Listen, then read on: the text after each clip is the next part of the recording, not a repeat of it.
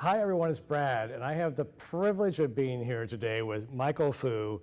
He's an Informs Fellow, a former Informs Treasurer and Board of Directors member, a professor and Smith Chair of Management Science at the University of Maryland's Smith School of Business.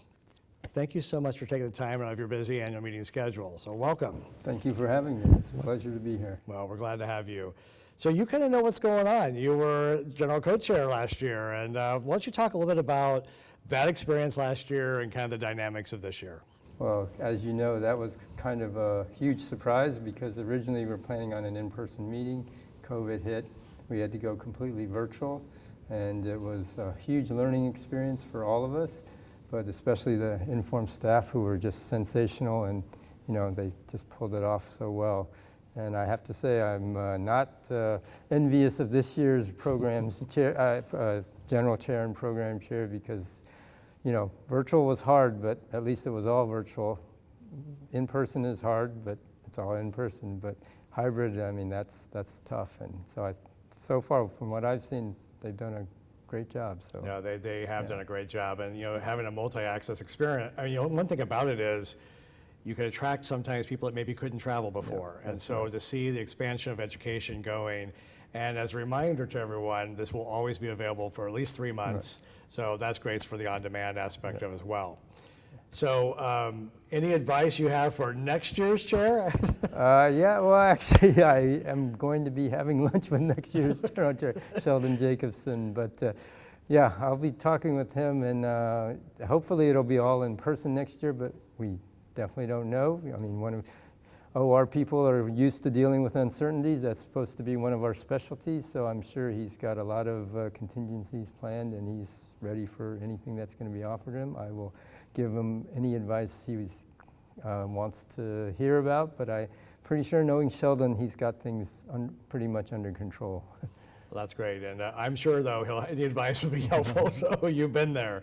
So I want to ask you about your Distinguished Service Award with the Simulation Society work. So can you talk a little bit more about that? Oh, okay. Yeah. So, I mean, Simulation Society is one of several societies I'm a part of, but it's probably where my heart is kind of nearest and dearest to. I go to Winter Simulation Conference, which is, partially sponsored by Informs almost every year. I think I've only missed 2 in the last 35 years or something like that. I want to give back because it's a great community. When I was a student, there are so many people, older people, that, they reach out to students and so forth. So I was hoping to do as much service as I can for them, and, I was very grateful for them recognizing the service done for that society, and especially, for all my colleagues and researchers there. So.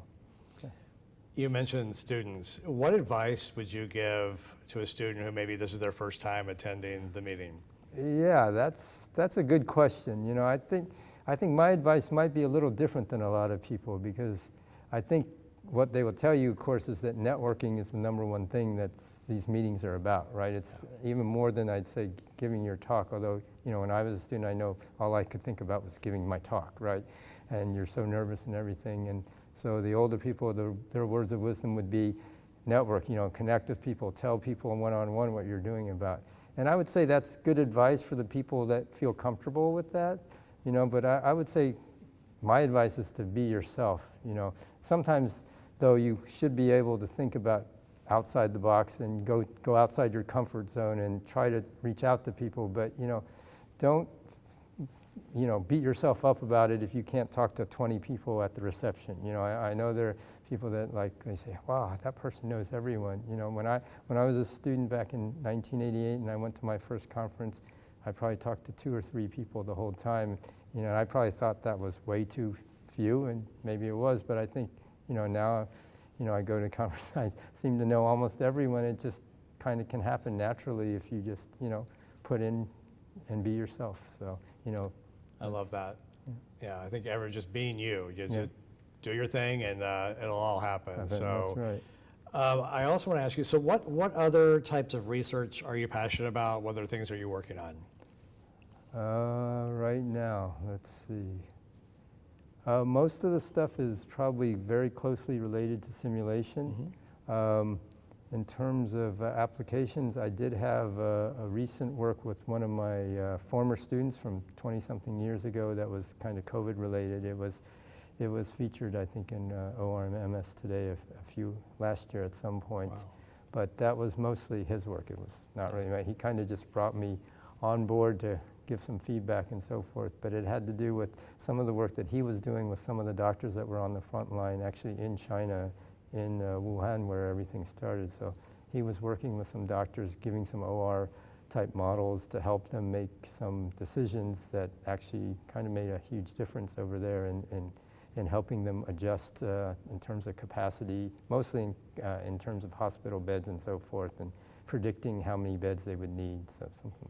Amazing work. I mean, truly amazing work. It's truly amazing how the work that Informs and all of the members are doing literally touch everyone on the entire planet. That is true. I mean, there's so many people doing so many things, and so I mean, our current new executive director, Elena, I think she's done a great job of trying to, showcase a lot of things, and all the staff and the current Informs boards and presidents. I think they've done a dynamite job of just trying to show everyone, that we can make a difference. Really saving lives. And saving No question about it, and definitely making a difference. Yep. Well, I have to say, I know you're busy. I know you've got a busy schedule. It has been a pleasure to be here with you today. Thank you so much for your time, and continue the great work that you're doing. Oh, thank you so much for having me. It's been a Pleasure. pleasure.